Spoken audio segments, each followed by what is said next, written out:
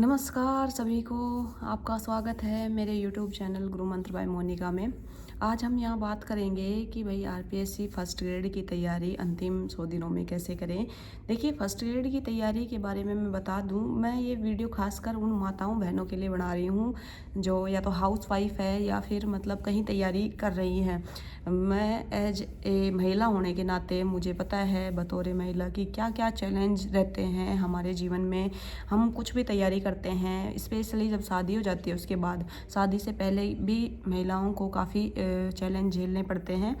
तो मुझे लगता है थोड़े से जो मेरे पुरुष भाई हैं इस बात को लेके थोड़ी नाराज़गी जता सकते हैं, लेकिन मैं कहना चाहूँगी कि भाई आप पुरुष हैं तो आप शायद इतना रिलेट ना कर पाएँ इस चीज़ से जितना एक महिला रिलेट कर पाएगी।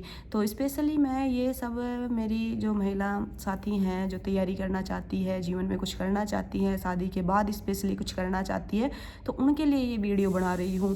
देखिए, अगर आपको तैयारी करनी है तो तैयारी के लिए सोच लो कि भाई अपने को थोड़ा संघर्ष ज़्यादा ही करना पड़ेगा पहले से ही, है ना। बिल्कुल मन पक्का करके ही तैयारी करनी है अपने को। ऐसे नहीं है कि भाई ठीक है थोड़ा बहुत पढ़ पा रहे हैं और फिर नहीं पढ़ रहे हैं, तो ऐसा नहीं करना है। या तो तैयारी करो या फिर ना करो। अब ठान नहीं लिया कि तैयारी करनी है, अब कुछ दिन बचे हैं, तो क्या करो आप अपने घर परिवार में, जैसे फर्स्ट ग्रेड की कोई जो तैयारी कर रही है मेरी साथी महिला, या सेकंड ग्रेड की तैयारी कर रही है, वो क्या करे, वो अपने घर परिवार वाले को बोले कि भाई उनकी सास हो या फिर कोई और हो तो भाई थोड़ा मेरे को सपोर्ट करे। आपके हस्बैंड है वो आपको सपोर्ट कर सकते हैं, और सपोर्ट से आपको ये फ़ायदा हो जाएगा कि भाई आपको टाइम ज़्यादा मिल जाएगा, थोड़ा रिलैक्समेंट भी हो जाएगा और काम का इतना प्रेशर नहीं रहेगा। अगर ये सब चीज़ें संभव नहीं है, आप कोई शहर में रहती हैं तो आप हाउस हेल्प भी रख सकती है, तो उससे भी क्या है आपका काम बढ़ जाएगा, है ना। फिर भी मान लीजिए अगर आपकी घर पढ़ाई हो जाती है तो बहुत अच्छी बात है, कमरा बंद कीजिए और अपने पढ़िए।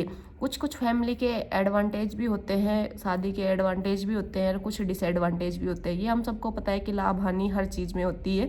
तो ऐसा ही शादी का है कि भाई शादी में होने के बाद आपको समय की थोड़ी दिक्कत आती है, तो आप इतना टाइम मैनेजमेंट नहीं कर पाते। लेकिन उसके फ़ायदे ये है कि आपको सपोर्ट करने के लिए आपका एक परिवार होता है जो हर वक्त आपके साथ में खड़ा है, तो आप उनकी मदद ले सकते हैं।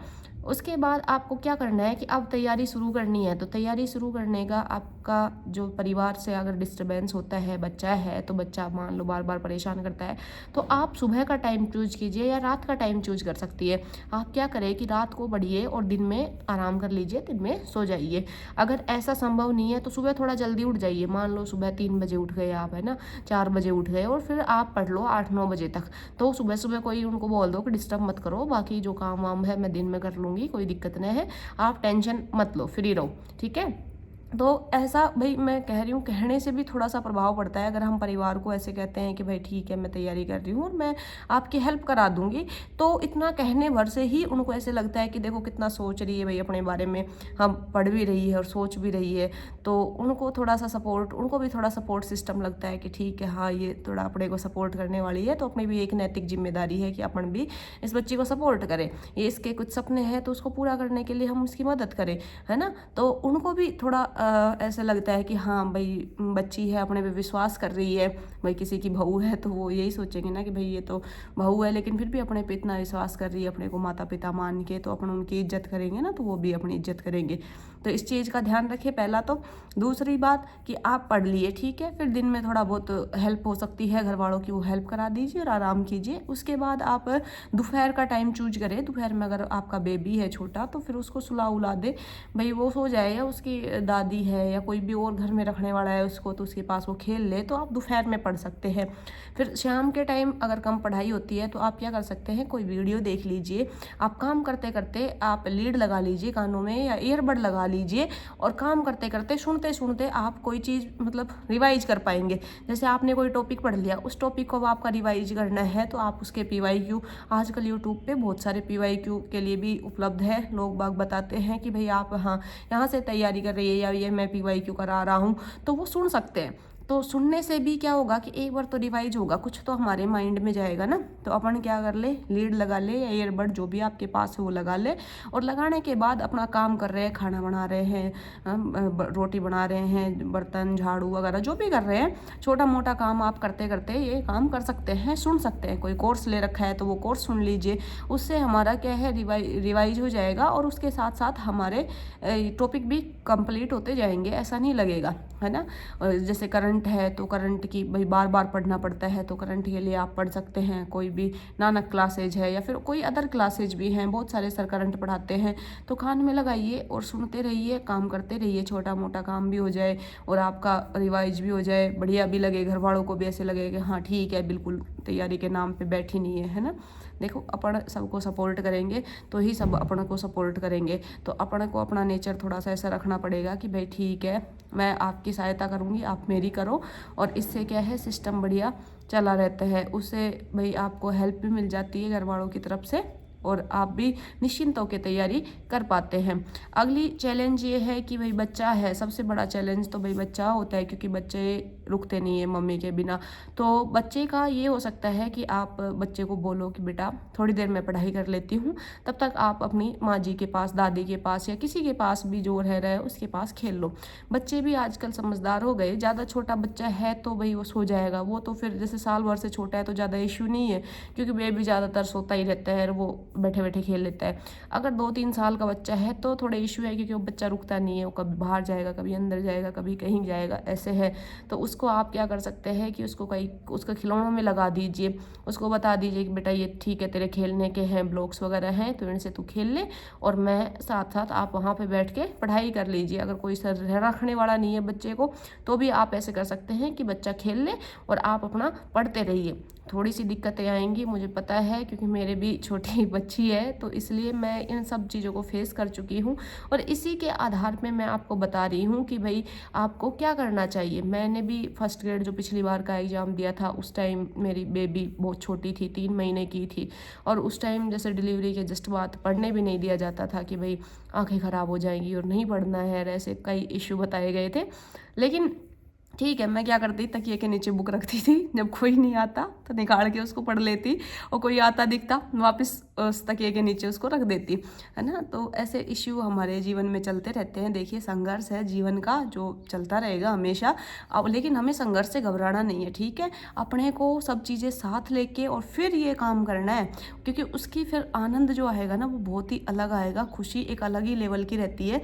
तो आप डरिए मत, आप ये मत सोचिए कि ये मेरी रुकावटें, परिवार कभी रुकावटें नहीं होता किसी भी संघर्ष का, है ना। परिवार हमेशा सहायक ही रहता है।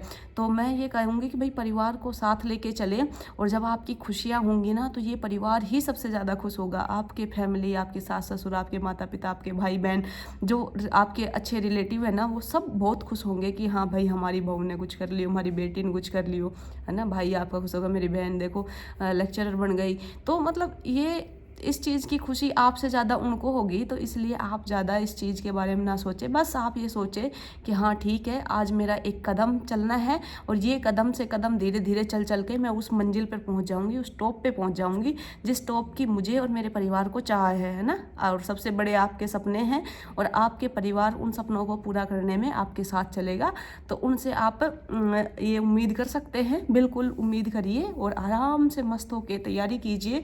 और ऐसे ना सोचिए कि नहीं भाई मैं तो कुछ कर ही नहीं पाऊंगी, बिल्कुल नेगेटिव थॉट लाने ही नहीं है, फुल पॉजिटिव रहना है। क्यों नहीं कर सकते भाई, अपने पास क्या नहीं है, भगवान का दिया बढ़िया दिमाग है, और पढ़ने के लिए आंखें हैं, है ना। तो आराम से पढ़िए, किताबें पढ़िए, ज़्यादा भटकाऊ की स्थिति ना लाइए, ज़्यादा कंटेंट इकट्ठा नहीं करना है। अपन गृहिणी हैं तो उनके पास इतना टाइम भी नहीं है। ऐसे ही जॉब वाले हैं, जॉब वाले के पास तो और ही टाइम नहीं है।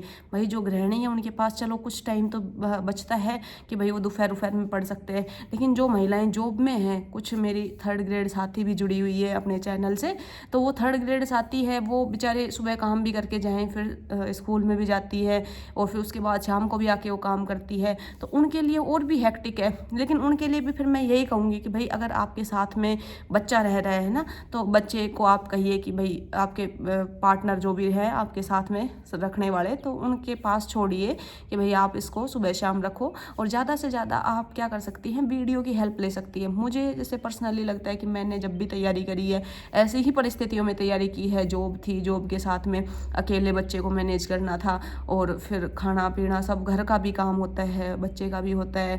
तो मैं ज़्यादातर क्या करती, कान में ईयरबड वगैरह लगा लेती और बेबी को बोल देती कि बेटा खेल लो। वो खेलती रहती और मैं अपने ईयरबड लगा के या फिर वैसे ही बिना ईयरबड के ही फ़ोन को स्पीकर पे डाल के अच्छे से फुला वॉल्यूम करके खाना बनाती, जो भी काम करती ना, तो मैं वीडियो सुनती रहती। और वीडियो से काफ़ी जल्दी मुझे मतलब हेल्प मिलती कि भाई मैं उस चीज़ को पढ़ पाऊँ और रिवाइज कर पाऊँ। मतलब बुक्स इतना पढ़ नहीं पाते थे, लेकिन फिर भी वीडियो से अपन रिवाइज तो कर ही पाते हैं, PYQ देख लिए, तो उससे काफ़ी चीज़ में हेल्प मिल जाती है। तो मेरे अकॉर्डिंग आप भी ऐसे ही कर सकते हैं। और आपकी कोई और क्वेरी हो तो प्लीज़ कमेंट कीजिए। और अपन अगर वीडियो बढ़िया लगा हो आपका, तो अपना चैनल बढ़िया लगा हो तो चैनल को सब्सक्राइब कीजिए, वीडियो को लाइक कीजिए। आपके भी कोई अन्य साथी हो, दोस्त हो, या फिर कोई भी महिला पुरुष जो भी दोस्त हो, उनको आप भेज सकती हैं ये वीडियो, उनको पसंद आए तो उनको भी कहिए कि चैनल को सब्सक्राइब करें। Thank you.